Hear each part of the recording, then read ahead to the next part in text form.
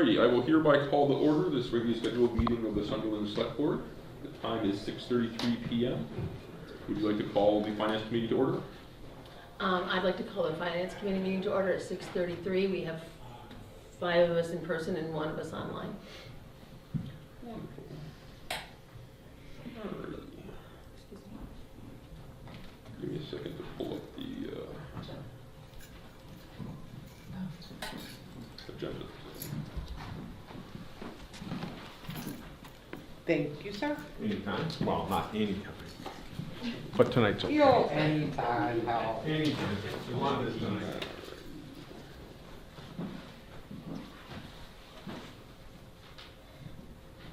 Becky, do you have a copy of the agenda printed out? I don't have one on my... I'm sorry, I don't have That's it. fine.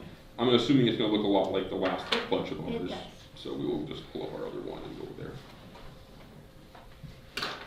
Alright, so our first order of what we're calling new business, but it's kind of old business, is the continual review of the annual town meeting budget and override timeline and where we are with that.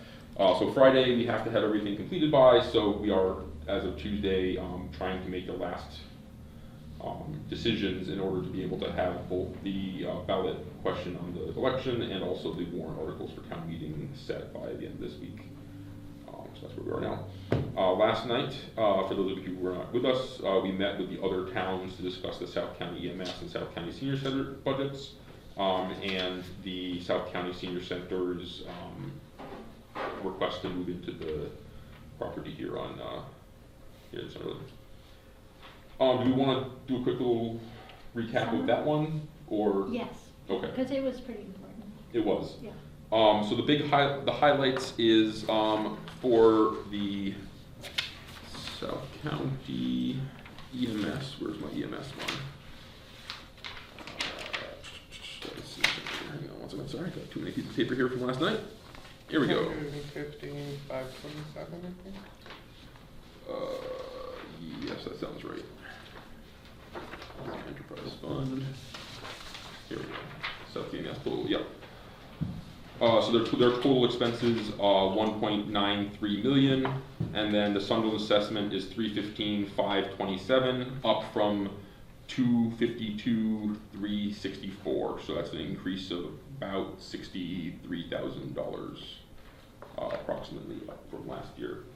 And that, as we discussed previously, is largely driven by retained earnings being used for the purchase of the ambulance that we approved at the special town meeting this fall, and those funds not being available to put into their operating budget. And as such, the assessment for the towns is higher this year. Anything else from their budget? I think EMS was pretty straightforward and clear. It's a retained earnings issue, and if they, it sounded like they're going to attempt to change for next year and use retained earnings? No. No? No. Okay. Their change is going to be that they will not use retained earnings moving forward, which will help the towns, because we've talked about this before. It'll help the towns have a more stable budget, right? Because we won't have... Every 3 years, a big jump. Yes. So about 6 years ago, the town of Deerfield was running short on their money, on their budget. And they thought it would be, and there was money in retained earnings. So there was a vote taken by the Board of Oversight to use retained earnings. It was supposed to have been a 1-year thing, but then as the years kept going on, that retained earnings became a convenient way for towns to help balance their budget. So we just kept using retained earnings.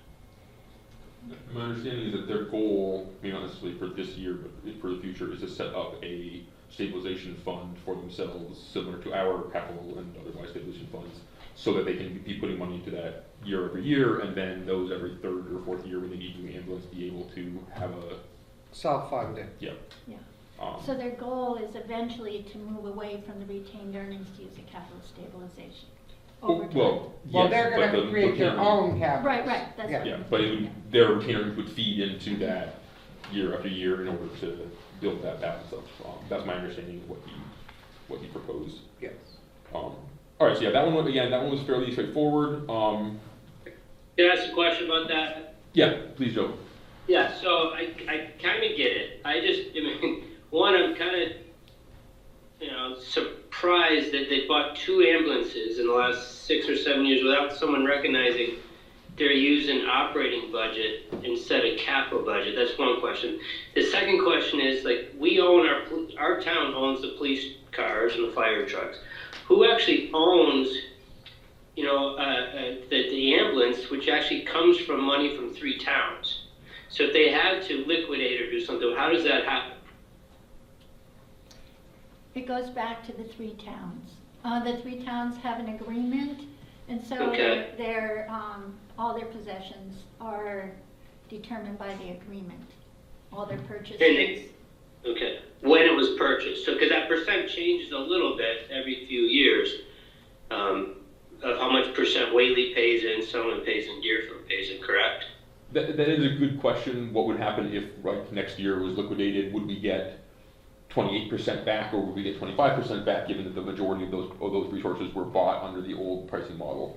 But that's probably not something we need to worry about too much right now. So Yeah, you I'm curious because it's capital owned by 3 towns. I just thought that was interesting, and I did think it was very interesting that they've been spending. They didn't have capital stabilization, and that's going to take some time to build up. But I know we have bigger fish to fry. I just wanted to make those points as something to discuss this summer.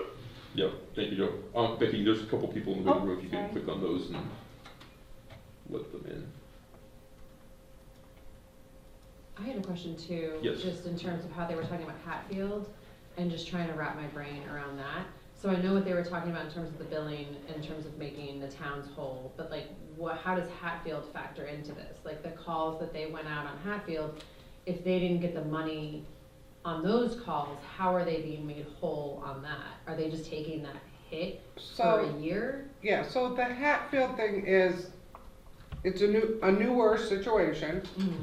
Hatfield voted at their town meeting not to fund their ambulance 11 to 7 and weekends.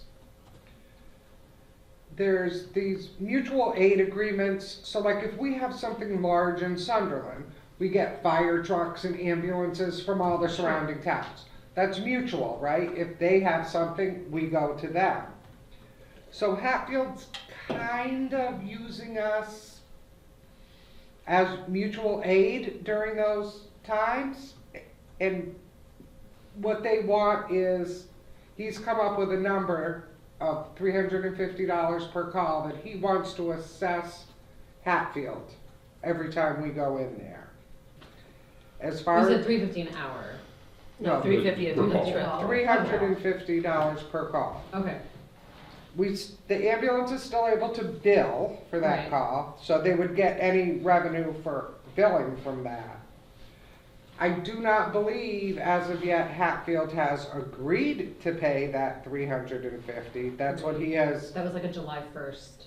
Yeah, he basically sent them a letter and said, we're gonna start assessing you this amount starting July 1st.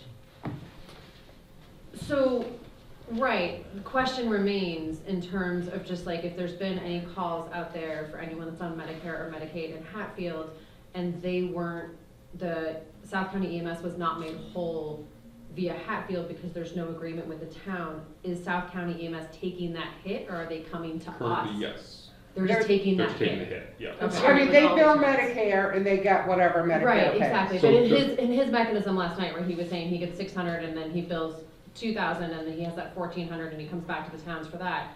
My question was, Well, I understand he was giving us like a yeah, very we're paying easy that through situation. our assessment, right? So Correct. that 315 of our assessment kind of makes up for those amounts they don't get. So, right, so Hatfield, 100%. yeah. I just didn't know how So Hatfield was there's- factoring into yeah. that. Couple of important pieces of information. The first one is that a lot of our overhead costs are the same whether we go out to 1,400 calls or 1,600 calls or 18 with the Hatfield. So, well, yes, we can say each call costs this much of the total pie. Doing less calls means each call costs us more to do, and so the economics of it are a little bit softer than that. And two, one of the things he did say is that Hatfield, because of their population breakdown in terms of what insurance they have, Yeah, I was gonna say has a that. higher percentage of private insurance, which tends to pay more of the percentage, and so Right. the swing over there is a little bit better.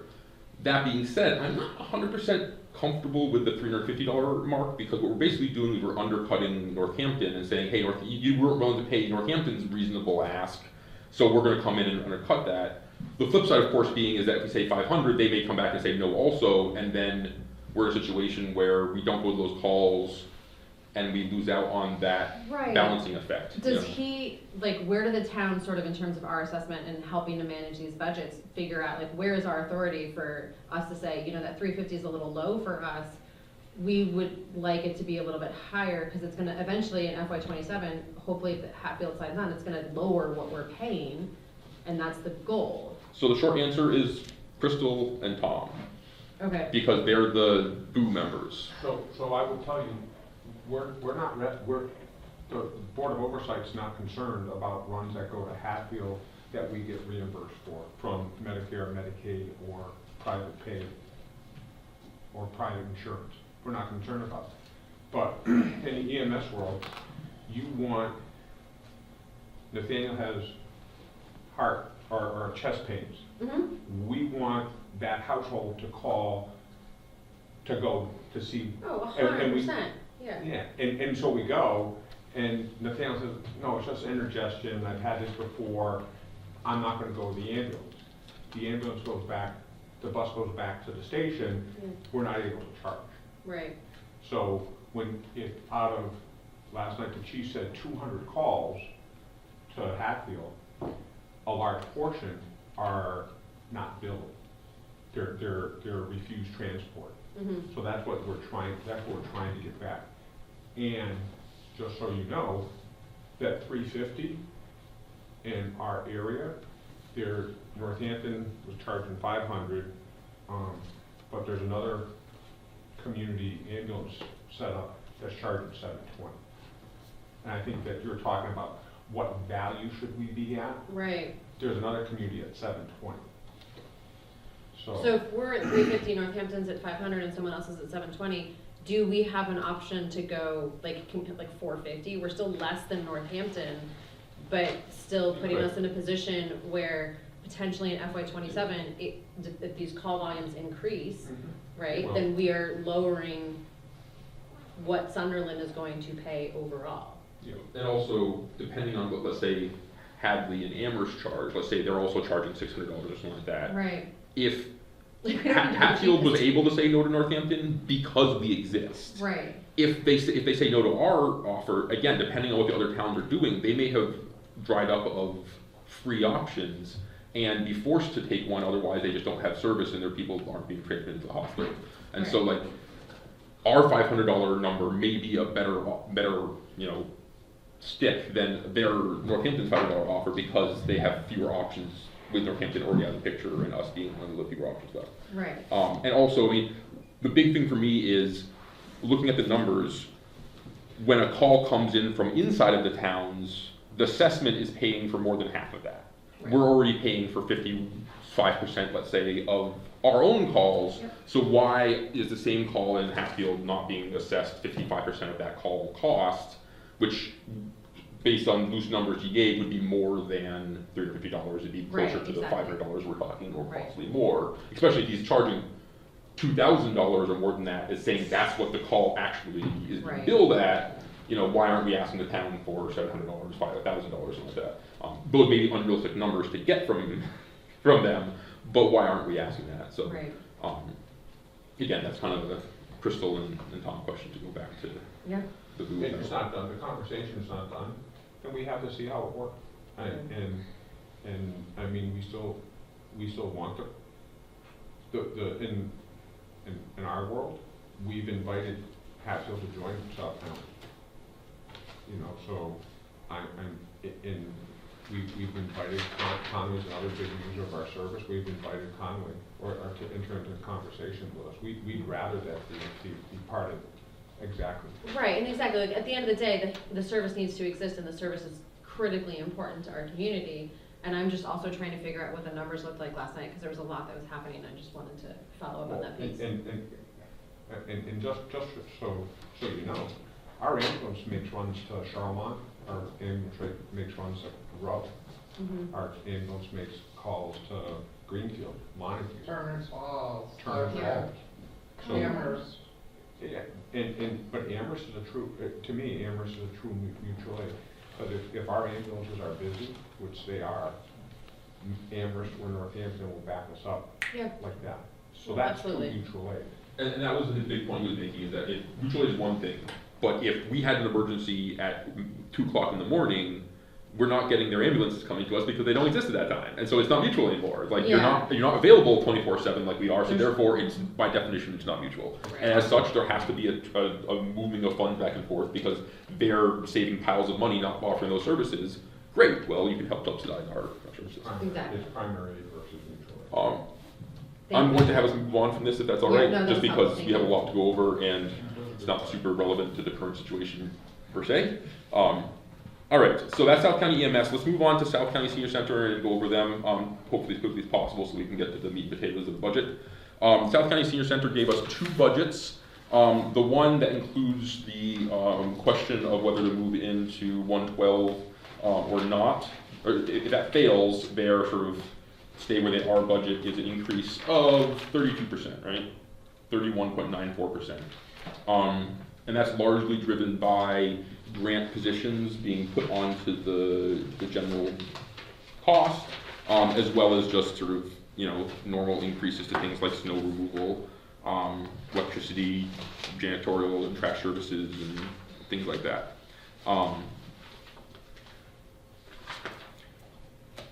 I do wish we had spent more of the night last night talking about their actual budget and less of the night talking about the new senior center, because we didn't really, and mea culpa on that part, I was getting tired after 3.5 hours, but we didn't really talk a lot about, hey, can we bring this 32% down somewhere either way, because that's a lot of money. Especially with it being an unfortunate year for us where they're changing the formula, which they did come talk to us about before, so it's not a surprise. And so our assessment's going from 25% up to 28%, 28.1 I think. So we're also paying a little bit more of the overall pie as well as the pie going up. So for that one, our year over year is going from 53,216 for our chunk to 72,817. So an increase of about $19,000-ish, $18,500, something like that. A little shy of $20,000. So that would be, again, if we don't move into the new building and just sort of their quote-unquote level services. Status quo, how they Yep. are now. Which, again, there could be an argument to be made that moving grant positions into budgeted positions is not level services, but And she was convinced that she didn't need any workers, but she keeps adding more workers. Yeah. Right, she does them through grants, and then she's like, and now we have to keep the budget. And then she gets another grant, now we have to keep them on the budget. So they went from 1 worker to 2, well, it's not full-time people, but 2 more additional workers. She did seem to think that she could increase the volunteers, but also there's concerns about like, what are you allowed to do legally with people on different floors? Yeah. Do you have to have a staff person there? What does that look like? And I think they can be more efficient all in one building, but she came to us a couple years ago and said, we have 1 person that we were on a grant, we want to keep them regular. Now there's 2 people who are on a grant that they've turned into regular workers. She says that's it, but she gets another grant and all of a sudden there's another worker there. which is also why we were asking questions about the kitchen, is because like this is supposed to be the big increase is, multiplying their budget by 250% in order to move into this new building, and that's supposed to be the thing, and then like calm waters for a while so that the towns can recover. But I didn't entirely buy $20-something thousand for equipment. That's one piece of equipment, even if you're getting it used, even if you're getting things donated. And then we're looking at, in order to bring that kitchen up to be able to be used, $500,000 of maybe $1 million of renovations, sprinkler systems, suppression systems, things like that, in order for it to be a commercial kitchen. Becky, there's someone online. Oh, thank you. Can I ask a question, Danielle, on Yes. the number you read, the 72 some odd, where are you getting that one from? Yeah. Which, on Is that her new this number? sheet here, Okay. on the back of this sheet Last here, night. Okay, so there's a that's- Sunderland, Whately that and went up? Deerfield line. Okay, it just doesn't tie we Yeah, got I'm from sorry, Becky, so that I'm one, just trying when to you figure read out. that, I didn't think she would, it would be higher than the one I got. by Okay. So you're looking at It's not a big difference, I'm just, But like, it What's the is number higher. that's in our budget then? 71,902, so it's just a few $100, but like, Yes. We did match. I'm trying the to 900. figure out, like, what numbers we're actually going off of, because like Becky, just as an aside, when I look at this, the elementary school budget numbers are way off. Way off. By hundreds of thousands of dollars. No, the first one is the lower number, and then the three are the higher, I've got 3.5 for last year, which is right. yeah? I've got 3.9, which was the revised budget request, although not the initial budget request. And then you have it dropping back down to 3.5, last year's number. Is there a scenario where the elementary when school is it- getting a flat budget? Because I didn't think so. The minus 20%, I think we were making them have a flat budget, but not the. I'm the sorry, bonus. I had, when I talked to Nathaniel, he said to make sure we had it in the one where it preserved the whole, and then I lowered it Okay. for the two lower budgets. Okay, Is that Yeah, so you don't want a 5% cut one. yeah. I'm We- better with paper. Is it Okay, online so I now, was Becky? not, Thank you. it's Sorry. not online, 'cause it just- Okay. All right, so there's a slight update on South County, but otherwise we seem to be tracking. Okay. Is there a sense that the other towns are like, we're good, let's go for it? On the senior center? Yeah. I mean, that's- Deerfield is going for, putting it on an override when they aren't putting anything else on an override. Okay, I- so they're only doing an override just for the senior center. Yeah. Which is kind of weird because it's going to end up being like a 0.5% override for them, for their percentage of their overall budget, $30 million budget.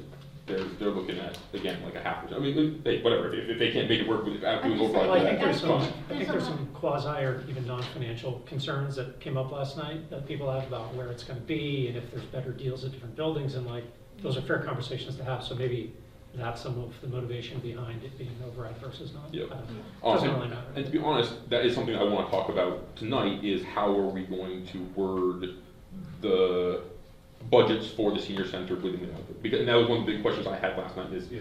I do not want us to pass the senior center question and have there be no funding behind it, because then we're trying to find another $150,000 we don't have for that. And so however we do that has to be tied to additional funding coming in.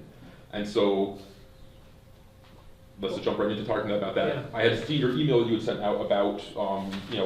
wanting to rethink the idea of a tiered Right, tiered because override. that solves some of those problems. So Yeah.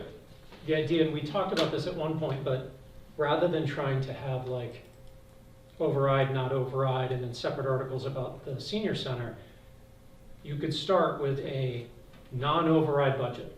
This is not the one we want, but here are the numbers, here's what it does. Then you could have one or multiple tiered budgets on top of that. So the second resolution would be this allocates, appropriates another $500,000, and then these are the things that incremental $500,000 funds, which could include senior center enhanced budget for moving here, blah, blah, blah, all the things. So that could be a way to alleviate this risk of getting two marching orders of what you're gonna do and then what you have to pay for it. So, in but my I- head, there's quite a bit about it. In my head, one of the reasons I've been stuck on not wanting to do a tiered override is because what I was thinking is, here's our realistic number that we think the town's gonna pass, and in my head what I was thinking is, oh, we're gonna give them a lower option. That's a bad idea, because then they go for the lower option, and you still don't have that money.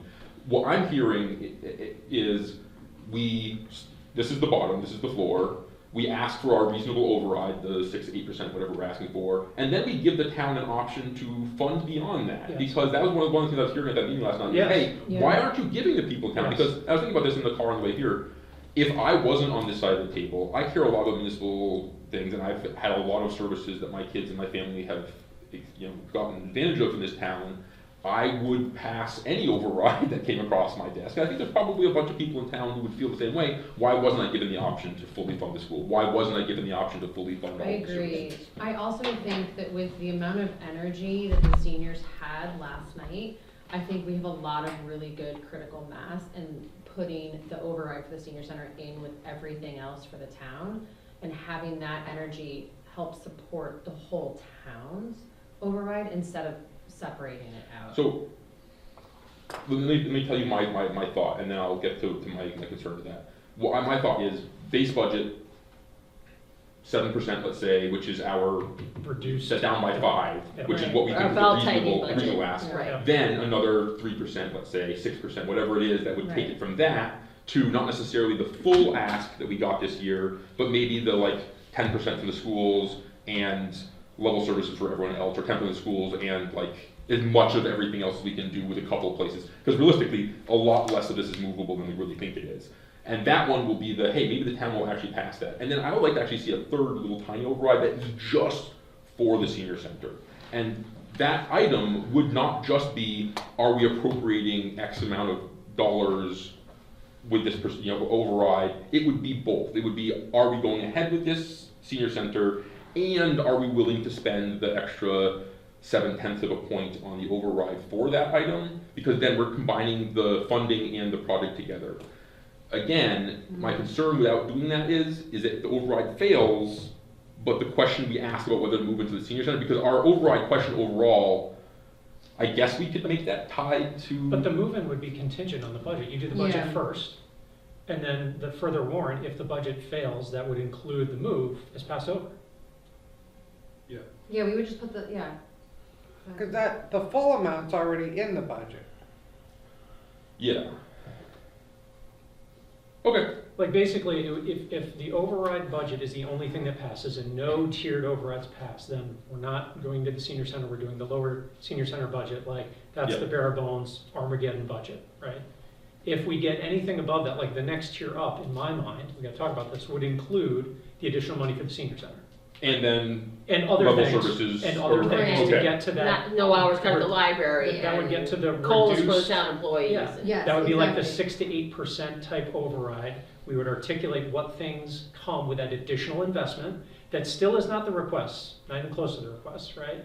And then, as you said, we could do one higher, and it would be probably 3%-ish if we leave the elementary school where it is, or the original elementary school budget. Then it's 5 or 6%, but that is what they asked for initially. I don't know how to open that, how far to open that up, but. Right, and how many options do we want to present in terms of is 3 too many though?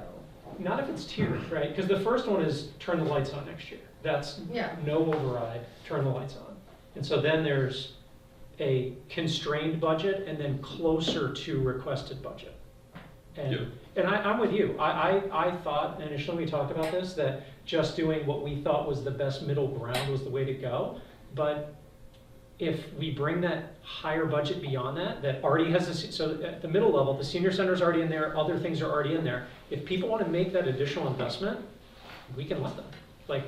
We can articulate what that money will get them, and people can decide. And honestly, my argument for that is only half, here's what that gets you, and here's what that saves the town. The other half of it is, if we go too low this year, next year's budget, we're asking for an overrun again. Right. If we don't cut as much, if we are able to fund better in town, then next year's increase will be smaller, because what they actually need to run the schools and what they need to run the departments really isn't going to change next year. It's just a question of how tight is their belt when they start. If we fund it more realistically this year, that means whatever increases we're seeing next year are 8% as opposed to being 16% next year, because we murder our budget this year and then see the increase in enrollment in the schools and increase in the cost of everything. And it's a knee jerk to the programming too, so you have to make decisions. And, Right, and then bounce and then back, it's right. how you're supposed to operate a school like that. It looks like Joe has a question. Thanks. Yeah. So I've been thinking about this too quite a bit, and do you package the senior increase with the school increase, because then you get both sides of the voters, or do you separate them like we're talking about? But I also think we got to look at get close to it, the numbers, how it relates in microeconomics to the individual median tax. I think that's going to be important to prepare, because these big numbers, 10%, 7%, 200,000, 300,000 doesn't really mean a lot to the individual homeowner. So how much is going to be different per month? Because I think the difference between your second proposal, Nathaniel, and the third proposal per month per household is not that much. Well, I mean, we figured it out last time, that it's 1% is roughly $70,000. Each percentage is roughly $70,000 of new money. And that came with a $51 a year price tag for a median Right, house. but I think what you wanna do is spell it out like they did last night. Instead of using words median, average, Right. say a $450,000 home, Yep. because everybody Yeah. can relate to that number. They can say, my house is worth more, I'm gonna be paying more. My house is worth less, I'm gonna be paying less. And say, at a $450,000 home, your 5% override is gonna increase your taxes this month. Your 8% is gonna increase it this much. So we have to nail down what the median home is, but let's say it's $400,000, $450,000, that's the number they used over there. That would mean that a 5% increase is $250, $255 more a year for that house. A 10% increase is a $510 increase for that house. So we can definitely put those numbers together, and especially when we're going to town meeting and knocking doors, whatever we're gonna be doing for So- this, we can include that. But I So- mean, Yeah. that all makes sense, we do need to do that, but does that help inform in any way the decisions we need to make about the budget? Like, No. we don't want to No. goal seek for, let's make it $49.99, like, we would need to go through and determine what are we gonna do if everything fails? How do we Right. make it through and turn the lights on, which I think we can do, it's not gonna be pretty. What do we wanna bring for that middle ground budget? And then what do we wanna bring for that closer to request? And it's not request on everybody, I understand some people made cuts early, so we need to keep that in mind. That to me is the work. Wherever that number falls out, that I think is, and if we come in, we're way outside the bands of what we're thinking, which is like 6 to 8 and 10 to 12, then maybe we need to go back again. But if we land anywhere in those bands, I think that's the number. And then we go and do the math on 450,000, here's what Right. you Yeah. get, Yes, and go from there. no, I agree. Right, But 'cause that's let's not do the sales dollars, part. the cents no, per that's day. fine. The cents per day. That So was too much. I had The one, monthly fee is enough, Yeah. like, we Yeah. don't need to break it down any further. I had one more thing I wanted to bring So, up yeah, before we jump into other stuff, and that is we have not talked at all, or at least not talked much about general stabilization. We've talked about free cash, we've talked about what we will do if the override fails with free cash in order to go balance budget. We do have, I think it's 376,000 or something like that in stabilization. Now admittedly, that was more, it was like 600,000 before, and last year we already dipped into that to balance the budget, knowing that that was going to also set us up for this year, having to either use that money or have that much more of a deficit this year. But the reason for those accounts are to help out in the years where things are really, really hard. And to Darius's point, he's never seen a school district that's been hit quite as hard as ours in so many different ways all at once. So we do have the option of dipping into that. I don't want to go there necessarily too quickly, but again, if we're looking at what it's going to take to be able to balance a failed override budget, we do have the potential to pull 100,000 out of that, or all of it. I mean, depending on how bad it is, like if it's like closing the library down or not having police officers at night or taking stabilization money, that's a conversation we should be prepared to have. All right, so is column CW our baseline budget, and we're still at a deficit of $163,000? So that's the white column all the way to the right. You're talking about his sheet? No, No, yours. this one Big from Becky budget today, spreadsheet. Okay. I believe so. So that's what we have to present as our baseline budget. We're Well, still, Well, actually, I- let me walk you through. okay, Okay, so, CT is the FY '26 budget, and I repeated it because in each of these columns, there are contractual items we cannot touch. And then there's different levels of the major things, but there's, so CT is FY '26 requested budget with adjustments of contracts. CU is the requested FY '20 budget. CV is a 5% cut. And CW is kind of a default, it's a mixture of bigger cuts. It has the 20% cuts that we were given, and then I put some in areas that we were able to right. mess with. But yeah, the budget gap down at the bottom, it does look like if we were to go with as it is CW written, we would need to put $163,000 of either free cash, stabilization, or a combination of those two to be able to balance that budget. But that would be balanceable, Yeah. drastic and horrible as it would be. Yeah, 'cause So that's our Armageddon. Yes. And CT and CV aren't enough of a variance to warrant any distinction between the two, so like, we Right. just pick one as our potential, Like middle ground. the first tier of the override to vote that. And then the CU column would be the vote, like if you wanna level fund our Right, town. so V is no moving into the new senior center, CV is no extra hours at the, no continued Yeah. extra hours at the library, but, you know, it's still no, CT is the Right. one with the no senior center increase. Yeah, CV has the senior center. Yeah, so CT is the one that is holding at the 32% increase, so it's not doomsday. Well, and just to point out, as we discussed earlier, both CT and CV have the drastic cut budget in there for the schools. Because that's the $3.5 million, which is what we gave them Yeah. last year. So that would, neither of those are really an override option. We need to bump that back up to the 9.9% increase, 9.98% increase for whatever one we pass as the override budget. Because that's half the point of it, is being able to not have that be. so you're saying the CV line budget on the schools is less than the 9.8% cut? So if you look, if you look at the schools, total elementary school, last year was 3.592, that was last year's number. The only column that has the 3.95, which is the 9.98. So that last column, yeah, 'cause the schools needs to have the, We can't bring 3.5, I don't think, can we? Not, that would be only if everything fails. Right. That's our, as Terry said last time, that's like no art, no math professional, losing So- TAs. CV needs to have that 3.9.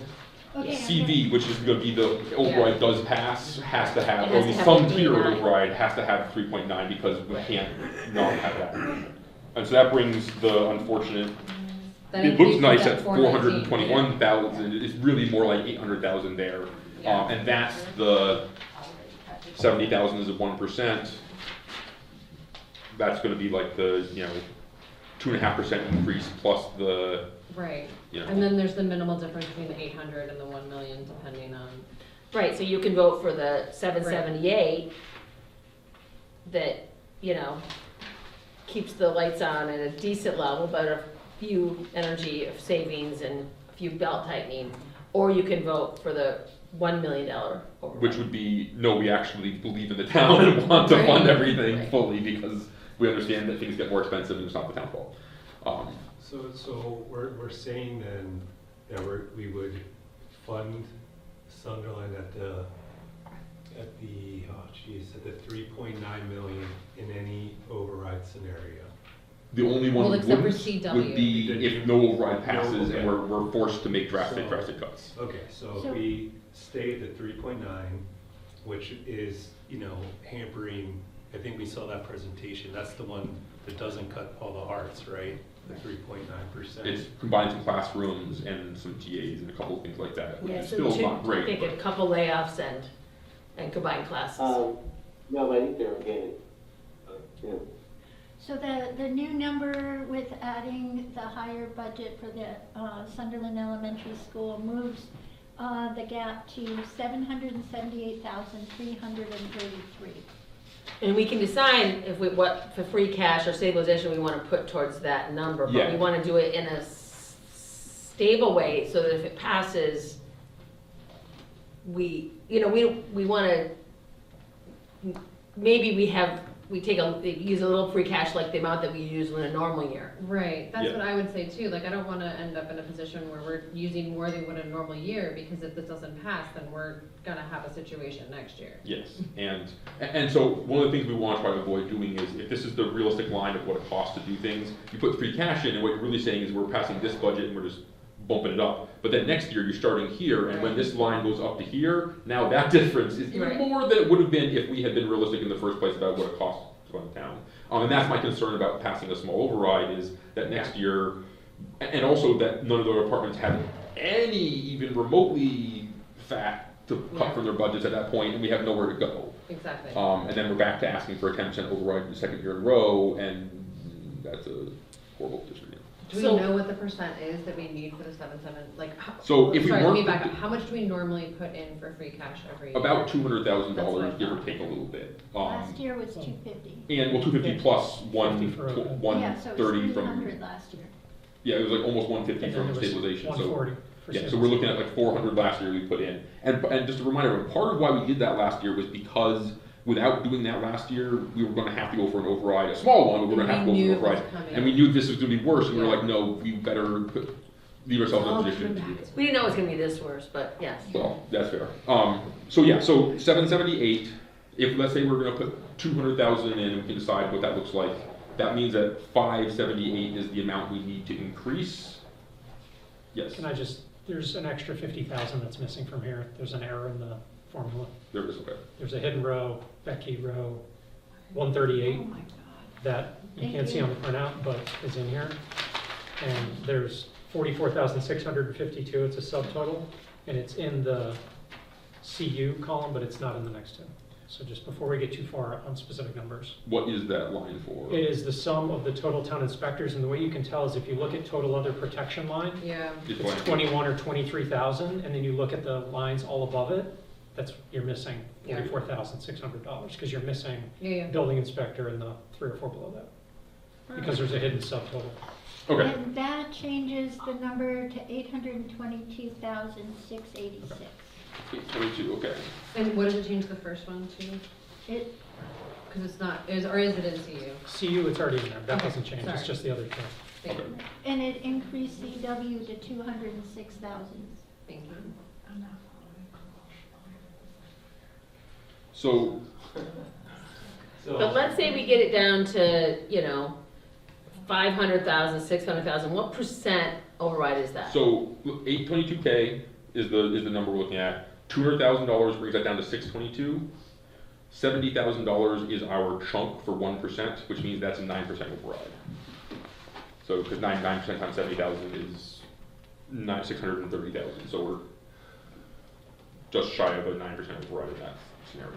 So With- CV is a 9% override, about, With $200,000 in free cash or stabilization or both.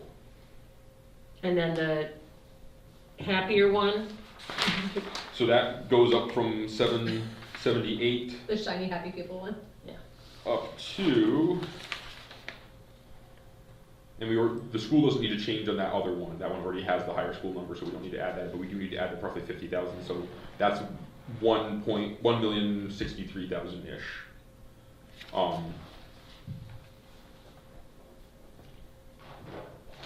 And then 200,000 off of that is 806,000, or 863,000, divided by 70,000 is 12.5% override for the bigger one. So what currently would look like would be our first tier is a 9% override, and then we would be asking for an additional 3.5% to go from there to the more robust budget.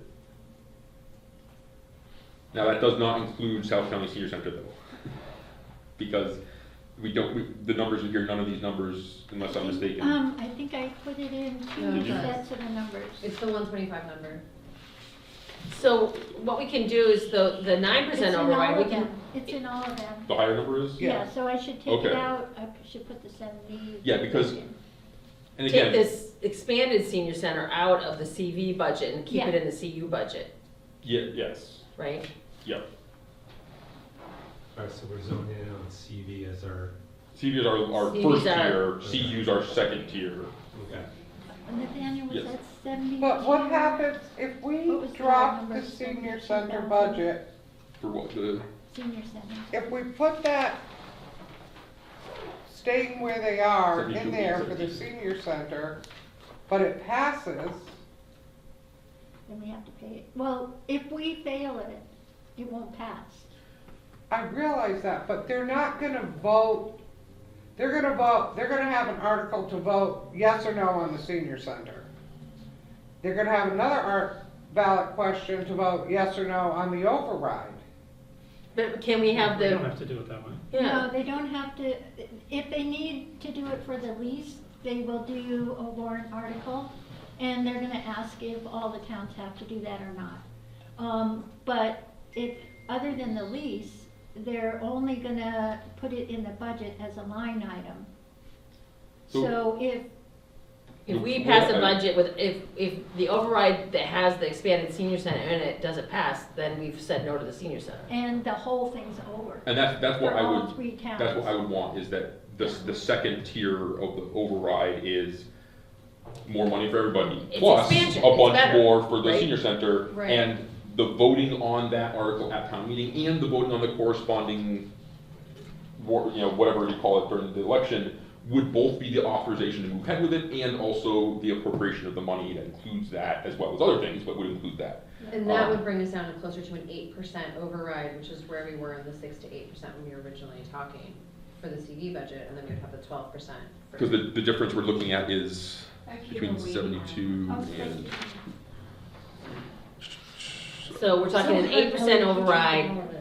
So we're looking at 50. It's the belt 54,000. tightening, business as usual budget, and the 12.5% override is keep things happy in Sunderland. There's Including also- the senior Including the center. expanded senior center. Dan and Yeah, well, Jess. I'll get to you in 1 second. I just, the difference between the two, 72,817 for not moving, and, our part So it's is about 1% off of it. 126. It's not even that much, it's It's- $50,000. But with a little stabilization, we can get it. Right, we to could that. get it to 8 if we put in a little bit Yeah. more. Sorry, Dan, go ahead. I just want to make sure I understand, so that this, we have basically 2 tiers for the override, and what I'm hearing is that the senior center, move to 112 would only be in the second one? Yes. It wouldn't be in the first one? Yes. Why Right. wouldn't we want it in the first one? So, I mean, I guess that is one of those questions that we've had sort of philosophical discussions on about the strategy behind how you're gonna pass an override. I can see it going one of two Yeah. ways. If we put it in the main one, it's more likely that it's gonna actually happen, so yay for the senior center, because it's more likely that we're gonna pass the first override than that we're gonna pass the both overrides. The flip side is, as we said before, if we do put it in the bigger one, that creates an entire segment of the population who cares a lot about getting that second override passed. And as we've talked before, we want a coalition of school folks and senior center folks and library. We want everybody in town to have a piece of the game in order to try to pass that. The flip side being that if we don't put it in the lower override, we take that piece of the coalition out for the lower override also. And we don't have senior center folks quite as fervently fighting for the lower one. Does that make sense? Well, if But you don't you get the have to lower one, pass if the you don't get the lower- lower one. You're not you gonna don't. get the Well, that's higher true. So no, one, they so- okay. But here's no, something, but You're right. which one does it belong in? I don't wanna Yeah, that's- cajole and scare people into doing Right. stuff that we want them to do. Like, which of those two level of services and budgets does this item belong in? Is this this is the really great, best we can do budget, or is this this is what we gotta do, and we're doing some investments, but we're tightening some belts? Like, where does it belong? I think it belongs in the higher one, because this is not local services. That's a good this is reason, not- if that's Yeah. what you think. Yeah. Exactly. It's This a includes limitation. hours cut at the library, this includes all these things. It's Right. not a perfect budget, it includes layouts at the elementary school. It isn't, keeps the lights on. Yeah. It's a budget, it's a belt tightening budget, but with our terrible situation, we need that just to keep it not great, just okay. Right, and I don't think it would be equitable in terms of how we're approaching things to have the senior center in that portion of the budget. While we're And doing then- layouts at the school. Yeah, like I think that creates a different level of Yeah. things as well. Just, Not layouts at the library, I'm sorry. hours cut at the library. I think I apologize if I'm misreading this. I think, so you're talking about CU and CV as being the 2 tiers of override, but the CV budget includes the school's Armageddon budget. I Yeah, think we you- just up- No, we just updated that. Okay. We updated it. Yeah, that's why I All right. didn't from the Sorry, that's why 421,000 up to the we're 800,000. Sorry. Yeah. No, the Armageddon budget is the no override budget. Yeah. Right. That's And nothing the- passes, Okay. and it's horrible for everybody. But I no- also just wanted to Yeah, be clear, make sure that everybody here knows that the school's attorney has advised us we can only approve one budget. We can't approve multiple ones contingent on overrides. We're So- kind of clear how all this is fitting together, and we vote on Thursday. my understanding is that the way it will work is, you guys are voting on the 3 point $9 million budget, right? Which is the 9.9. That's what administration is recommending. So what will We happen actually is, have to present you it will, to us. you guys will pass that, the town will go and hopefully pass the funding for it. If that doesn't happen, what we give you is what we give you, and then you guys meet again after that to then discuss So and what the whatever, money- and figure out how you're spending the 3.5 million we give you instead of 3.9 million. But there So- was some mention of maybe having the like big stretch budget that has our no cuts from level services, and we won't be able to vote that in, so. all. Unfortunately, I none think of we our got that, budgets alright. currently include being able to give you the Yeah, 18%, okay. unfortunately. And I don't think We're not that's expecting really that. ever gonna be Yeah. doable, unfortunately. I would love to, but, Right. So you the know. 9% override, the differential between that and like our best case scenario is about $250,000. The schools are staying the same in both of those scenarios. So the biggest hits are gonna be to the police department. The variance between those two budgets is $70,000 to the police department and to the town offices, which include, I don't even know how we can reduce municipal building energy solar. Can we do that? We can't So, run it. and that's there's gonna be a lot of little tweaking we have to do to make these numbers work, because there's still some items in here that aren't movable. Negotiable, yeah, You know, exactly. But it's, I think it's 7 more hours at the library. That's the difference between the 12.5% budget versus the 8 or 9% budget. And You know, they kept their staffing the same. It looks like they just reduced operating budget, but it seemed like they're holding their staff, which is the most important thing that we want here. I've held all staff. Yeah, yeah. And then the rest is just a culmination of very little changes to budgets that are adding up to, significant. But when we look at these, Becky, the COLAs are in here. The COLAs are not in here yet. I need authorization to put the COLAs in. So that's gonna change all these It numbers. would add about $32,000. $32,000. Because, so most of the COLAs are already in here because most of the COLAs are contractually obligated COLAs. We're just talking about the non-collective bargaining agreement. Right, but there's still another, There's Yeah, about, there's another 30, but it's not 300,000, it's it's 32,000. 30, yeah. correct. So I guess the big question that we had to ask, and for full disclosure, we did get an email or a letter from Aaron at the library saying basically, like, from his perspective, he'd rather not take a COLA if it meant that the override's more likely to pass than not. And I understand that mentality. I don't know that that's necessarily a shared mentality amongst all the people who'll be receiving those COLAs or not. I don't know. But, Well, you know. again, we're talking $30,000 for giving a 3% COLA, right? That was Yeah. yes, it was. the number. 3%. And we don't have, we can tweak that a little bit too, because now we're seeing what the COLAs are in some of the other towns around us. so I guess that. And us doing a 3, we're gonna be on the high end. Yeah. So one option is that we could do 3% in the higher tier, and then 1.5% in the lower tier.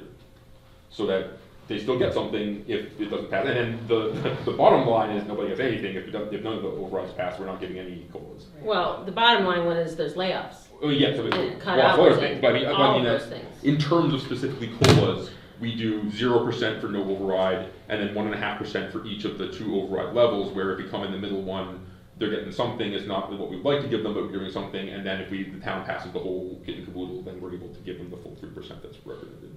Does that sound reasonable? Yeah. Yeah, it does actually. Okay.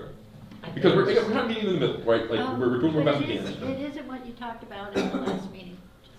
Yes, no, absolutely. Right, but We're that's, all changing our mind. Yeah. but that's what we're here to do, Yes, it is. to, Yeah. we've had time to think on it, dwell on it. Yes, in a perfect world, everybody would get, even more than a 3% COLA. We pay more of health insurance and all these things, right? Right, but, But and now that we're seeing the numbers come in, Deerfield's only doing it 2.5%. And they did a 4 last year. Right, so we're, in our better situation, we are better than some of our neighboring towns. But the other thing to keep in mind is the COLAs that are built into the contracts that the people who are in town do have Correct. are pretty much 3% or even higher across the board. Well, the low-end teachers at the library were, at the school were 2.5. So they pay the lowest, the COLAs for the teacher's contract were 2.5 for the poor lowest paid workers. True. That's true. So at least, you know, No, there's one. And so, I mean, again, we could decide to not take the personnel board's recommendation, and we could decide to have it be 1%, 2.5%, or 1.5%, 2.5%, or something like that. If we wanted to lower the top line, you know, the flip side of that is we have a personnel committee for a reason. That's the recommendation. I think that's the appropriate number. I agree that inflation is higher than that. The cost to the it isn't actually, but different costs for different people are different. Everybody's different. That's fair. Inflation's actually not higher than that. 2.8. And then we have to make that decision, do we want to give ourselves the 3%? The You select know, board? Yeah, The finance committee will take 3% We'll take of our 3%. of our zero. We're good with that. right, but that's what I'm saying, do we need to give ourselves that pay increase, or do we, So we're talking about the difference between. I realize, Oh no, I'm not saying that it's the amount matters a lot. I mean, I am fine with not taking the increase. The reason I asked to have those increases put in there is a philosophical reason, not really a budget Correct. reason. It's at some point it gets so cheap that nobody wants to do it anymore for the 7 cents that you're being paid, you know, inflation wise. I think our shiny happy budget, the green budget, the CU budget includes the same 3% COLAs on select board Yeah. and And then the board, 1.5 building is the middle budget. committee and all those, whatever paid stipend ones there are. Yeah. So if I could, the optics of an elected official taking a pay increase while asking the town for a large increase in their tax base is horrible. Period. That is fair. It was flat for 30 years. We have a solid board, we had solid boards before that. If it's a paid position, then make it a professional position. We went to zero. We went to zero. And the other part about Deerfield, where they're 2.5%, you may or may not know this, but they get steps. They get steps. Right. Yeah, ours includes well, we have steps too. steps too. Well, they're 40 cents. Okay, but we have They're not the steps. same kind of steps. in Okay, Deerfield. but it's a percent. We have steps too, Tom. Yeah. And longevity increases and stuff too, it's similar. Yeah, it's just, sometimes we forget that, the steps, and steps are, I mean, inflation was running about 2.5% last year. It may be higher this year, but it actually didn't average 3, it averaged 2.5. yeah. So I'm clear now. We don't need to spend time discussing it, but I would argue that the way inflation is calculated does not account for some of the large drivers like health insurance and stuff like that. But again, Right, that's but a whole other but conversation. some of these people don't have that, like it depends. Yeah. No, You that's can't fair. do an individual thing, all you can do is the average. Yeah, no, that's totally fair. Back to the Dan's matter got at hand. his hand raised there. Oh, who does, sorry. Yeah, Dan, go ahead. Yeah, I'm sorry, I keep coming back. I'm just curious to know, I'm sorry, I should be able to do the math, but what percent of the second tier override is the senior center? The senior center's ask is $54,000 more Yeah, but I than mean, otherwise. So that would be a Little less than a percent. 7/10 of a percentage of the override. So if we're talking about a 9% or 3.5% override for the second tier, 0.7% of that is from that. The other 2.8% is the rest of the things like the library and the police department and all that. Well, no, like, if I'm looking at this right, the expense side of this equation from the first tier to the second tier is about $250,000, Yeah. right? Yeah. So if the increase is $50,000, that's not 2 or 3%. That's a big chunk of what that is, right? It's a fifth of the override It's 20% of the higher Of tier. the tire of the, part, yes. of the incremental money. And the higher part is 3.5% is what we're saying. And so 3.5%, a fifth of that is the 0.7% I'm talking about. Okay, I thought he was asking what percent of the override is this? Right, Like, 1% is the senior we're asking center in the people whole. for extra $250,000 or whatever. Yeah, so it's 9%, 12.5%, we're talking about 0.7% wherever you're talking about within there of that total, you know, Of all overrides of all now. overrides. But of the change, it's actually 20%.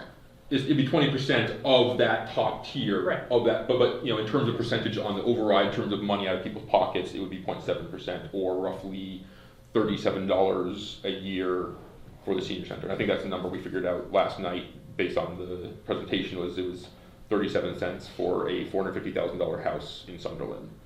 $37. $37, yeah. Which is again $3 a month or something like that. And that's a good, again, those are good numbers for us to present at town meeting is, hey, the senior center is going to cost you this much money per year. This is going to cost you this much money per year. The whole thing's going to cost you this much money per year. Right, but I don't know if you want to start dividing everything out. No. Well, We need the to marketing say- stuff we can talk about afterwards, right? Right, but Fair. Okay.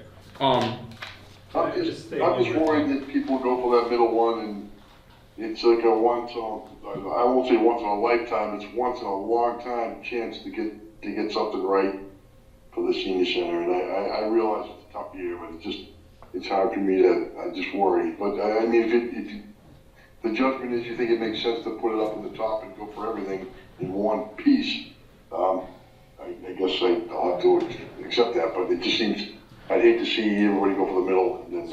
And then, That's why I had originally suggested that we have base budget, like our reducted override budget, the extra budget, and then the senior center as its own line. Because there's a chance that the town will pass the major budget, the major override to keep things, you know, in good shape, not want to fund the rest of the override, but want to fund the senior center. And the flip side is that the coalition thing we're talking about, Dan, which is that, you know, do we want to try to utilize that coalition to be able to make that happen? And really, to me, it really comes down to that's increased services, and we're talking about reducing services everywhere else in town Right. in the same budget that we're. The police detective doesn't happen, and that may be the only opportunity to get that person, because they just got trained, and now we don't get them, right? Yeah. That's true with all of these things. Yeah, I don't think we can put the elevated senior center in the sort of like reduced services overall. I think that would be, you know, that's a really hard ask for a lot of the departments, with police being one of them. You know, we're gonna have less hours in the library, but we're gonna up the senior center. We're gonna have less police, but we're gonna up the senior center. Like, we can't do that. Yeah, I just keep going back to the good one versus the not so good one, the $250,000 differential. A lot of the variances that add up to that 250 are things that I don't even know we can reduce, because it's like, you know, maintenance and town energy stuff and police department. So I'm just like, I don't know how that will work if we're saying that we're going to keep the schools, which I want to do, you know, at their 9.8%, and it's like the difference is like weird stuff, like, you know, it's small things in the fire, it's a lot of things in the police department, but they're just like little things that it's just like, I don't know if we can even cut them. You mean between the CU and CV. Between the first override and the second override. Yeah. The belt tightening budget seems a little bit like we're tightening it in ways that you can't. We can't do it, because it's like we're reducing, I mean, maybe some of these things, but. Well, and from some of the departments, I think we got realistic budgets on how they could really do it, and on some, we made up stuff and don't have good budgets on how we could really do it. Well, so why don't we just go through these Yeah, lines? exactly. You know, we can, Right. you know, and we can go through them in buckets. I'm not saying we need to talk Looks about like- the advertising budget. Joe's got his hand up. Go ahead, Joe. Bill's got his hand up. Hey, yeah, thanks, Dan. Yeah, I hear you, Dan, and I hear everyone. You know, I really would like to put the senior center in all three, but because it's not that much money, but I hear what everyone's saying, like, why are we going to put it in if it's going to, you know, in the same package where everyone else is cutting. I also think we don't have to do that final number the police department gave us. I mean, that was it 35,000 or 70,000 difference? His major cuts where they don't have one on the holidays and don't have one after midnight. We don't have to put that in. We can keep that where it's reasonable. You know, just because he gave us his bare minimum bare bone cuts, he doesn't want to do that. I don't want to do it either.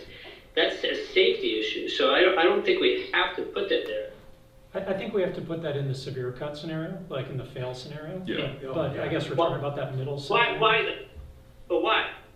Because this is the Because we- Armageddon, we're trying to keep the lights on next year scenario, where Yeah, all the we overrides just fail. don't have enough free cash to be able to close a larger gap. But I think, Joe, you bring up a good point about the first tier, about the lower override scenario, and does the fuller police budget belong in that one? Yeah. And in light of the fact that, Yeah.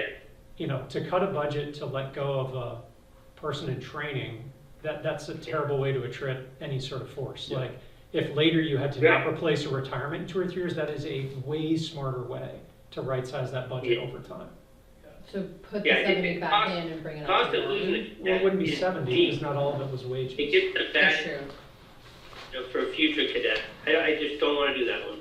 You know, So we're, You know, But I think we all have ones that are like, no, but it's not the whole thing. Like, you know, he Yeah. had some reductions in overtime and part-time police. That might have to be sacrificed in the low override budget. Those are separate and distinct from the full-time wages that have to do with new full-time officers. right, but like the $24,000 difference for the full-time officer wages. That's the and- question. And the 30, well, I guess there's the 8 for the overtime and then the 32 for the part-time. Are you Well, so- potentially put those back in to the middle one? I don't know that I'd put them all back in, and again, this is beyond my ability, and this is where I think we need to give him some money and he can decide how to use it, because he does this, and we don't. But, you know, if there's some gaps on weekends or holidays, I think that feels more like that middle scenario. But the full-time officer feels like I would like to put that back in there. agreed. Yeah, so instead of it being this, like, Well, and one of the things you might also, that is that, There are union considerations that he has to follow, and that's why the new officer has to be the first one to go. But I think the 32,000 in part-time wages really isn't gonna be a cut, because there aren't part-timers left.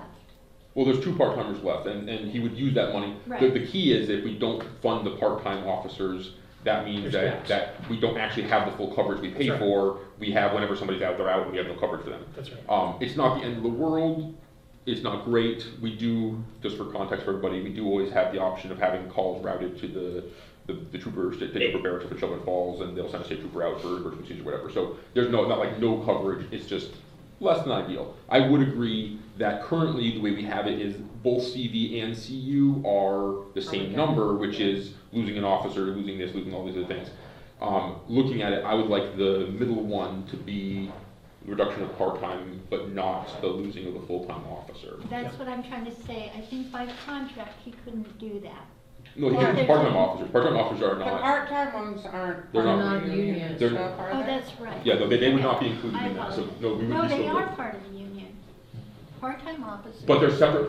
We could definitely check with legal on this, but they're a separate bucket. If you reduce the part-time officer hours, then within the part-time bucket, Right. It's the separate older than the officers would get full-time. the more thing. But within the full-time bucket, you're not doing any changes, and therefore it would stay the same. Again, we could double check with Yeah, legal on that, I'm but gonna- I'm. Well, you pretty could just sure. double check with Yeah. Eric. I'm Or yeah, sure he Eric knows probably what would know that else also, to yeah. do. But no, I spent a lot of time staring at the contract with them, and I'm pretty sure that they're treated as separate buckets. So maybe we can go with the CU, which is the good budget, and I'll come up with a way to cut $250,000 out of it. That's not necessarily in line with CV, because some of those things we can't change, right? But I don't think there's that many, like the energy one stuck out to me, and I've updated that in the thing I'm trying to build, but I think it's pretty close. Okay. At least, I'd like to go through it, but. Yeah. So, I mean, there's some things like our legal budget, right? Our legal budget is the ask this year is substantially higher because we know we have legal issues pending that are gonna cost money, and the reduced budget has that being slashed way down, which is one of those situations where it's like, we don't have a choice of how much money we spend on legal stuff, really. We have some choice, we can choose not to fight certain things, but assuming that the town is going to continue to fight certain pieces of litigation, we would need to have that money be more robust, for example.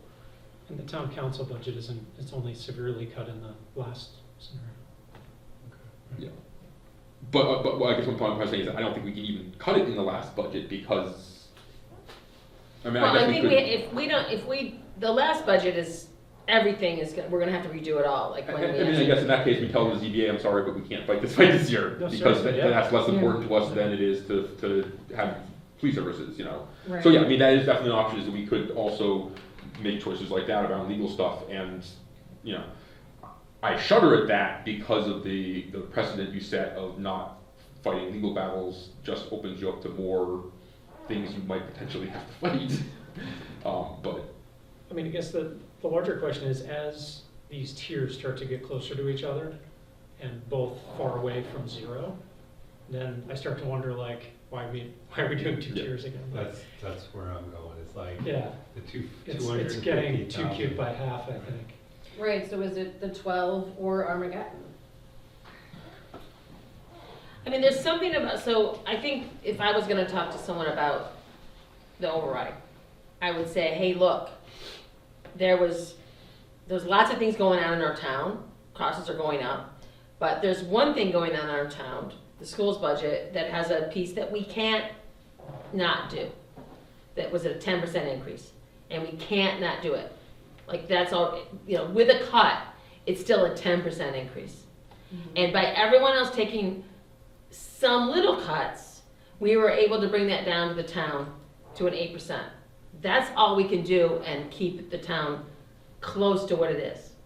That's really the best we can do without drastic cuts across the board. Like, we're not gonna get, I mean, we could say it's 10%, so everything's 10%, but I feel like we can sell that versus and say, but if you want to keep the hours at the library, and you want the South Santa Senior, and they want the detective, we have to pass a 12.5%. Well, and that's why the middle budget is supposed to still hurt a little bit. And not supposed to, like, I ideally wouldn't, but the point of the middle budget is that, Right. what actually is gonna cost to fund the town is an astronomical amount of money that we are concerned the voters are gonna say no to. So we need to come in at some number that gives them an option that they can feel comfortable passing, and that's why we're trying to come in at some number that's in the 7, 8, 9% range or whatever. Giving them the option to fund it fully, of course, but I think I agree that we're starting to slide that middle number up because, well, we don't wanna lose this one. No, we don't wanna lose any of it, but too bad. If we don't pass both overrides, we are gonna have to lose some stuff. Yeah. We need to just be harsh about that, and Like, we're basically at the middle scenario, but then adding back the senior center and the police full-time wages. Like, that's what it feels like. We can't do that. Which is gonna be We can't. like 9 or 10%. We can't do that. yeah.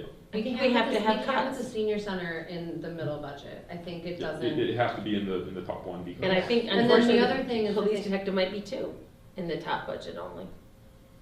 It's wasteful, but it also was a bad idea that we paid for the ambulance last year, and now we can't go back and undo that either. I mean, the budget is the budget, We've made decisions in the past that are now affecting our now, and that's one of them. Well, and we know next year with the schools is not gonna be any different, and the tech assessment is gonna be Right. coming down the pipe, so. Can we try to like dial it in to 10% and then back into it? I'm just trying to get to a way that we can get to a resolution point to move forward and say, 9%, we can get to 10% and just do a one tier. I'm just trying to simplify, I'm a simplifier. Yeah. Well, I think part of that is a revenue conversation, right? To go back and say, okay, now we're closer to home on the expenses in this scenario that we're looking at, or scenarios that we're looking at.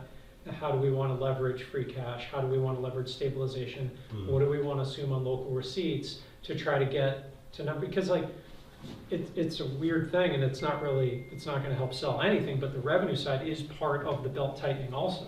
Right? If we go to Armageddon, we're using all our free cash, most of our stabilization, that's not a good place to be in.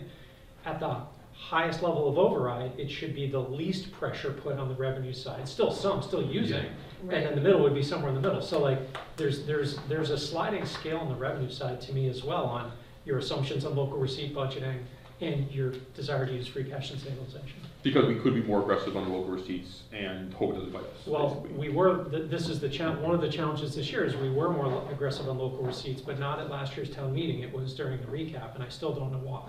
Yeah. So that's still something I'm trying to get an answer to, because we passed a $750,000 give or take local receipts budget. but our local receipts budget as published after the tax recap was $993,000. Yeah, I have no idea where that difference. That's a big difference. That's how you generate free cash. That's right. So our free cash generation is going to be much lower this year. This Right. is one of my concerns. Yeah. You can only estimate the local receipts. The That's right. recap is the real number. That's right. So I'd like to, is it a one-off? Is it something that we know is gonna happen again? I'm trying to I get, think it will. It's part of the budgeting shtick. You try to estimate it like local receipts at about 0.8 of the prior year. right, but we were on track 4 years in a row, and then last year, I don't know what happened, so, Somebody Yeah, bought they cars. required, I'm sorry, what did you say? Everybody bought cars. no, everybody No, didn't buy.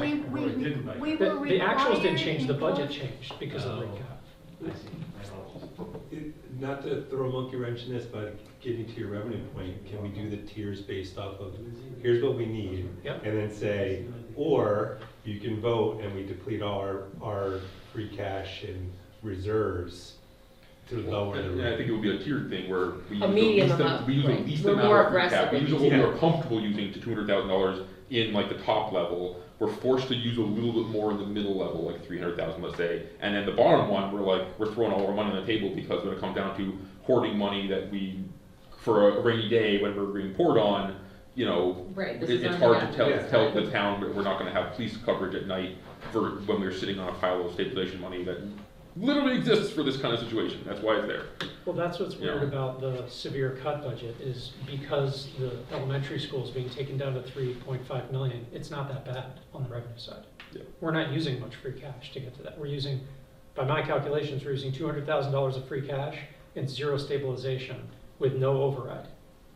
But we're sending back a But huge that, hole in but the that budget elementary school. also includes cuts to things that we can't cut, that we haven't gone back in and re-added back in. But those are rounding errors. It's the school budget that's driving that number. Like, Yes, yeah. I didn't know we were gonna be assuming that scenario was gonna be a unchanged budget from last year for the school. I mean, I guess we have the ability to do so, but like, well, that's why it's not that bad on the revenue side in that scenario. Yeah. And we haven't really talked about, we've been talking a lot about the two top numbers, but we haven't spent a lot of time talking about what the actual failed override situation area looks like. We have numbers in here, but to your point, it's possibly more aggressive on the school side than we need, and other departments don't have as big of Right. cuts. And some cuts are cuts that we shouldn't be making, some cuts are cuts that we could be making. So there is still a lot of work done on that side of things that we need to do.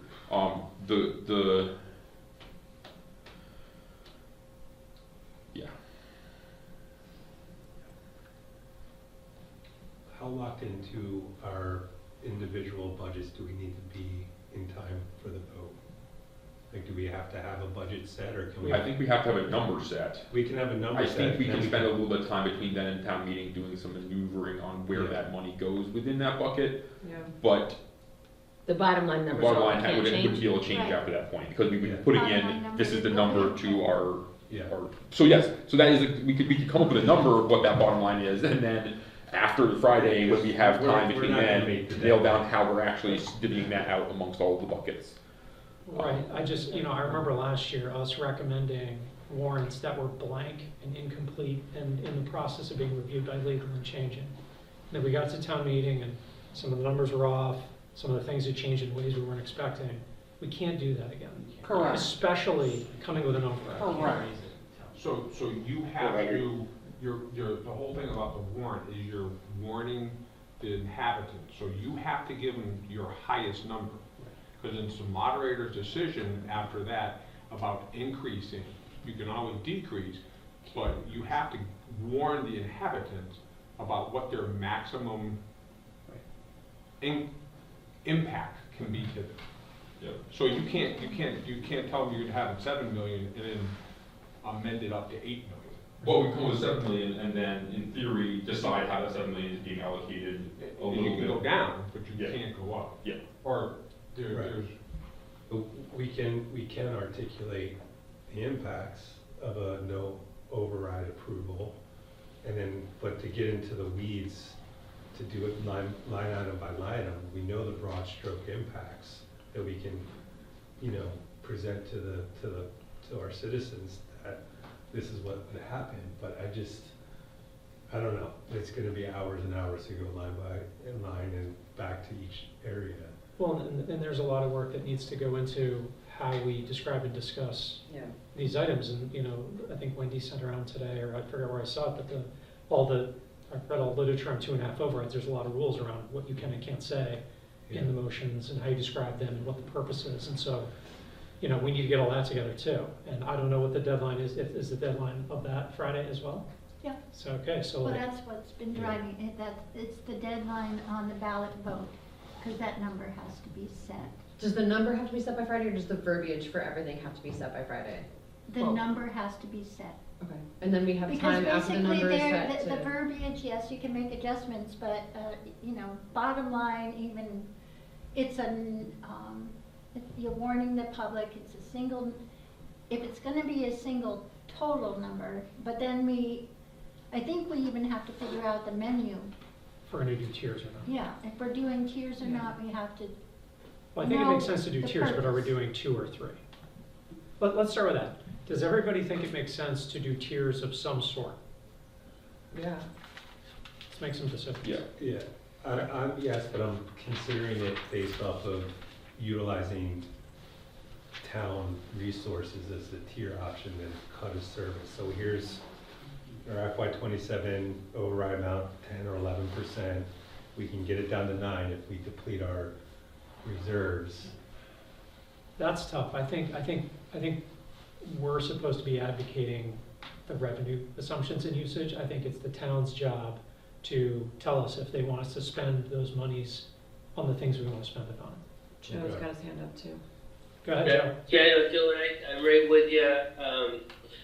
There's a question for everyone. So I think 3 tiers make sense. A really low, a medium, and a high, and let the town decide. But we also, as Selectboard and Finance Committee, vote on these as well, right? Isn't there a vote underneath each one from us? Recommend. It's a recommendation, whether we Right, recommend. so how's it or that not. gonna work? Like, are we gonna try to be unanimous on all of these? We're gonna vote different, like, I know if you're hiring, like, a head of school or executive director, you try to be unanimous publicly, but privately you might debate. I know we're public right now. But if we have 3 tiers and we all divide up equally, how's that gonna look? No. We wouldn't be only voting on one. We would all be voting. Are we voting to put forward tier 1? Yes, everyone's voting to put forward tier 1. Are we voting to put forward tier 2? Yes, everyone's voting on that. Are we Oh, voting just to put tier it 2? forward. Yeah. Okay, Just we're to put it recommending the forward, budgets not our with each recommendation. scenario. Yeah, When you not- say 3 tiers, the third, there's a, Tier 1 is no override. Right. Tier 2 is Right. some override. Tier 3 is so Yeah. tier all 1 override. is really the one that if the other ones don't pass. Yeah. Right. Yeah. So I guess calling tier 1 of override is a little, 0, 1, and 2. I guess what I would call There it. you go. You know. Town Okay, budget, just no clear my- override. Clear from my understanding, we're not recommending any of the 3, we're just recommending to put them forward. Correct. Yes. So Okay, all right, thank you. so the tier approach would be 9% and then another 3% on top of that, roughly. Roughly. Yeah.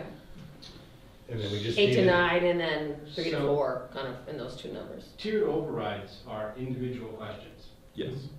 So you're gonna have an expense budget, which is a question. Yep. An override, which is a question. A And then B, another C. Yeah. And C would be contingent on B. Yes. Because we If can't B really fails, pass a little B fails, you're done. 3%, what doesn't make much sense to pass the 3% without passing the 9%. So it would be, everybody's voting on the flat budget or the horrible budget, and then we would have an additional article that says, do we authorize the town to raise? Well, the an town doesn't have to additional- vote on the original budget. Yep. Only No, the they town do. meeting does. They do. No, we have to, Well, the She's 2.5%. asking about election. She's saying election. election? At the election, we only Yeah, have no, 2 right. overrides on the ballot. Yes. We have a small override and a big override. Yes, our general budget is only approved at town meeting, it's not, it doesn't go to, only the override goes towards If we the- have, if the we need more than a election. 2.5 So you're rate. But no, that raises a good question that I don't know the answer to.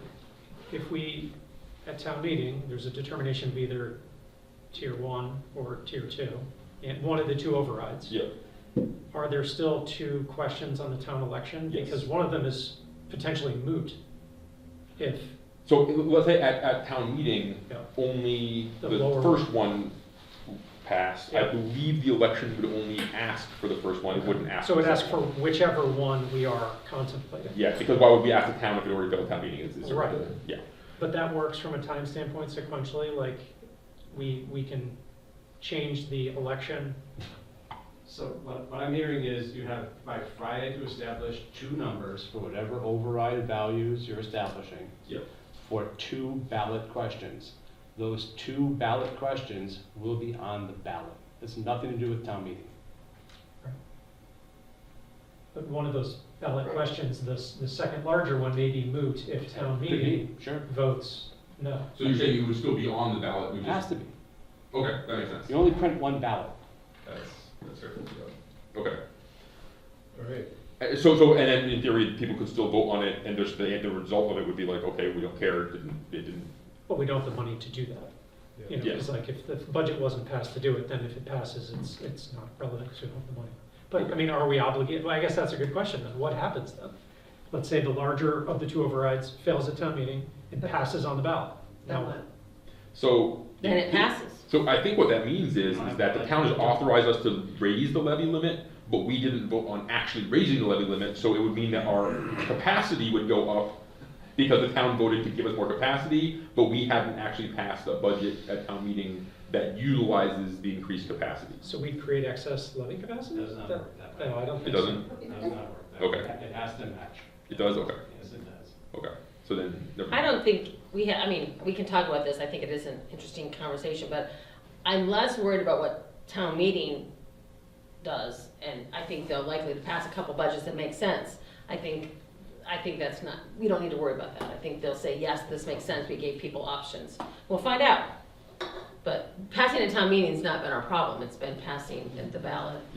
But so then, let's think about that. Let's say that everything passes at town meeting, and now you're going to the ballot. Now, does having the 2 different ballot questions help or hurt? One has to match whatever your town meeting vote was. You can't have, Right, but just the fact that they're both going to be on there, is that going to confuse and motivate people in ways that help or hurt? How Well, we and just that voted gets at town meeting? back to our original question of whether to have one or not. Yes. And the problem is that if we don't have 2, what we're saying is the number we're going for is the lower one. We're not saying we're only going in for 1 override and it's going to be 12.5%. I don't think anyone here is saying that because that's a real risky maneuver to go in and only give the top number. Well, we can also, I mean, South Hadley is doing a tiered override. We can talk to them and find out how they're navigating their ballot and what they think about those motivations. I know we only have till Friday, but we can get more information. Right, and their top tier was like 20% or something you were saying? It's 9 and 11 million are the 2. But interestingly, they did a special town meeting to bring 4 different overrides, 3 million, 6 million, 9 million, 11 million, and people voted on it in the special town meeting as a non-binding, I forget what they called it, to guide the board and the committee towards it. I don't think that really applied here. It would have been good for us to do it, but I thought that was interesting. And they went for the 9 and the 11? The town did? Yeah, at the special town meeting, the votes were heavily in favor of one or the other of the 2 top ones, which is why those are the 2 that are going forward, and much less on the other 2. And I don't know what their budget drivers are, so I don't know what the services were.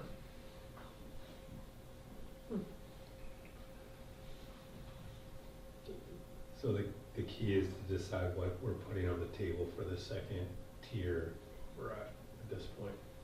What the top, well, they might be losing a little bit in the first override too, but the second one, the 3%, we have to really come and figure out what that actually represents. Yeah, I mean, the first override budget to me is sort of represented by, elementary school increase, couple of other increases, the local receipts issue on the revenue side, and trying to get back off of this free cash utilization that we cannot sustain. Like that to me is what that 8 or 9% budget is about.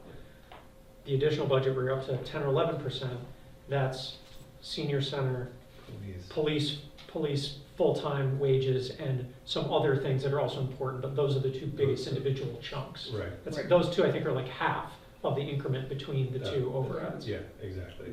And if I could, Dylan, what's that delta? It's $250,000 between-ish. Yeah, so Between it the would 2 be overrides. police, You just said it. Police and senior center. Police and senior center. And then the rest of it is all It's of the like 5% 7 hours plus at the gas. library, Right. it's a few other And- things Yeah, like that. and that it's people- money out of the Wendy's budget and money out of this I budget. mean, highway, Yeah. a lot of cuts in both scenarios. Yeah. Yeah. Yeah. Okay. So, and feel free to argue with me if you think this is not the case. I feel like where we are right now, what we need to do is. Oh, I'm sorry, Wendy, go ahead.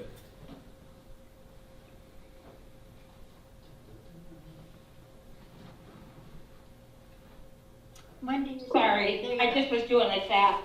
I'm not sure where I was in the conversation, but if you'd have to present all the budgets Yes, at town meeting to correspond to the questions on the ballot and have them contingent on the passage of the override amount that passes. Does that make sense? Yep, yep, Perfect. that's how we're. So Yep. everything is kind of contingent on the passage of the override. And the one that passes is the one that gets the most votes. So, Wait, I'm sorry, could you say that again, Wendy? The last sentence? It's, the one that passes is the one that gets the most votes. If you're talking 2 questions, I don't think that's I not think- how I it think is. they would each be individual. Where, Yes, no where for each one. If A passes, great. Now, does B pass, great, or not? Because I don't think. Well, I think what Wendy's saying is that what Scott said earlier, whatever your town meeting vote is, has to equal your. Yeah. Your Right. your Yes. numbers. Your But numbers it's- have to the equal- two overrides aren't in competition with each Yeah. other on the ballot. Correct. They're Yeah. 2 separate ballot And- questions and- that you but- pass right, yes or and no. then after you have the override vote, if you have a less instead of the more, then you have to go back, if they don't equal what you voted, then you have to go back to a special and Right. rectify. Yeah, no, your budget. I think the concern, when Wendy said it, it's not like we're voting for override 1 or 2, we're voting for 1, yes or no, we're voting for 2, yes or no. And you have to make sure that your Right, numbers. you have a budget for each one. Yeah, it's respective budget, right? That's what she said. Yeah, that's clear. So where I feel like we are now is we have a very good idea of sort of where we want to be for the numbers for the 2 budgets. And so what we need to do is nail down what the actual numbers in those budgets are and what, go through line by line and do that. We could do that here as a group, or we could, and I would prefer this, take that away as something that you do, I do, Becky does, it's been a long week, Becky does over the next 24 hours, and when we meet tomorrow, we have okay, this is what that looks like, and we're able to discuss that based on that point. Does that sound? Yeah, and everyone can have a short list of things they might want to ask or talk about, Yeah. and then we Yeah. can go Okay. through it. And we also kind of want to put the, it's smaller numbers, but the 1% COLA in the middle budget, the 3% Yeah. COLA is in the higher budget, we want to make sure all So those. we're gonna make all those little adjustments that we talked about Right. tonight, so we then have 2 numbers, two lists that are actually accurate based on all of the things we. And then we do. can fill in, it's easy to fill in how much free cash stabilization do we want for each one, that's easy Yeah. to fill in. Yeah, and then so tomorrow's meeting will be largely going over those final numbers and then figuring out, as you just said, each of those tiers, how much free cash, how much stabilization, so that we can have a final number that we're gonna be giving our recommendation on. And then either we vote on that then, or it sounds like we might have tentatively planned the Thursday meeting if we need it. We could, if it spills over, great. If it spills over, we could then vote on that on Thursday if that came down to it. Because we won't have the warrants tomorrow to vote on. But Not if we tomorrow, finalize everything But finally tomorrow, tomorrow, then on Thursday, then we could Thursday have we could the just have a wording of quick the meeting where we bullets vote on and- the warrants that have all Yeah. the numbers filled in. Yeah, and hopefully at that point, it's just a last look over, everyone's happy, everyone's good, we vote on those, recommend them, and then But we don't change anything at that if meeting. we don't change anything at that meeting, it's just Because final. otherwise we can't make recommendations. No, but we need to have something to recommend and be able Right. to sign up on that. So if I could, when you say warrants, you're talking about the annual town meeting warrant for posting? Or are you talking about the election questions for an override? So All of the above. we're trying to do all of the above because it's all kind of the same thing. The deadline is driving it is the election, but it's sort of why do one and not the other because, you know, two halves of one coin.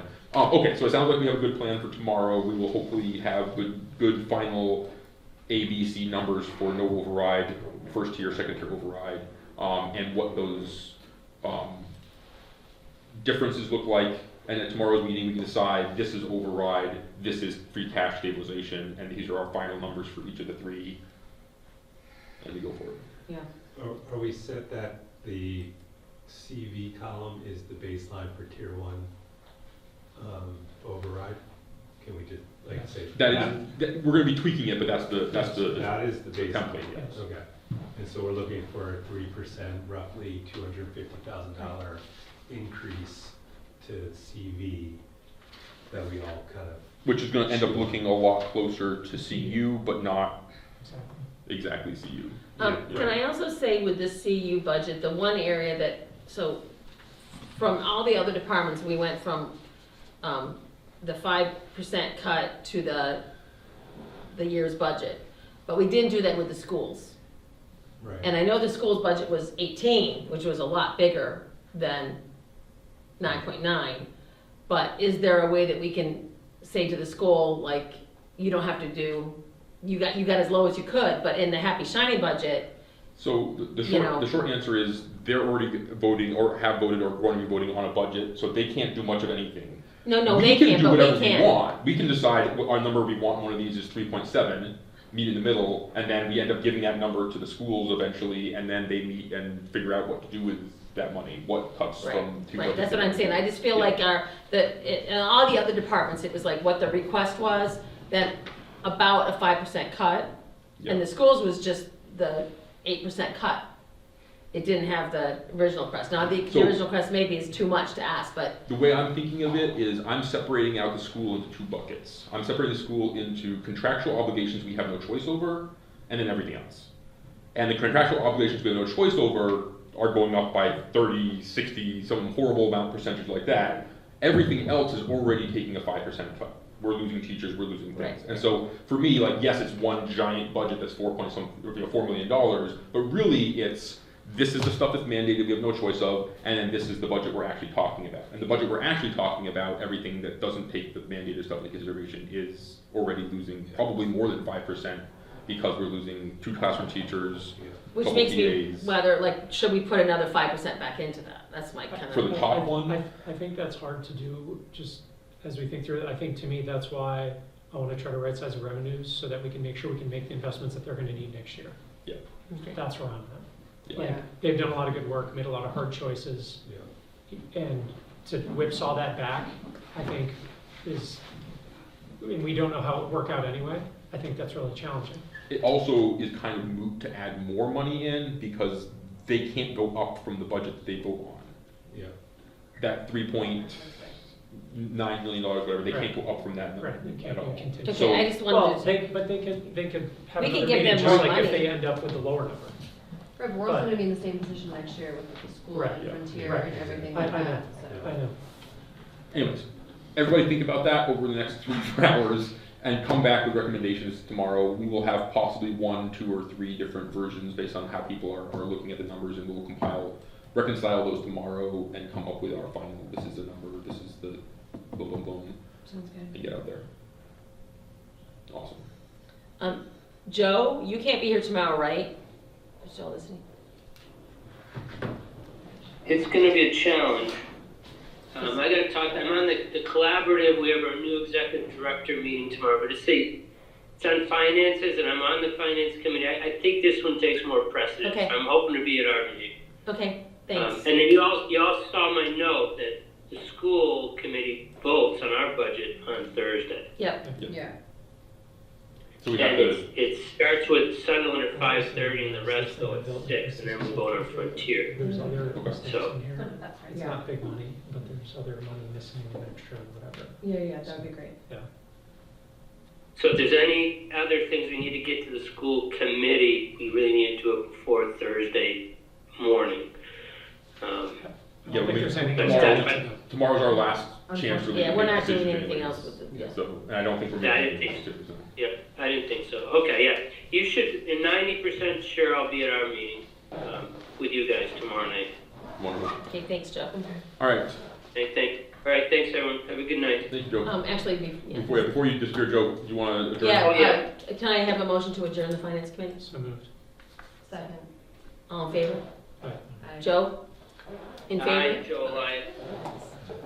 All right, I would Adjourned. entertain a motion for the select board to adjourn. A motion we adjourn. Do you have a second?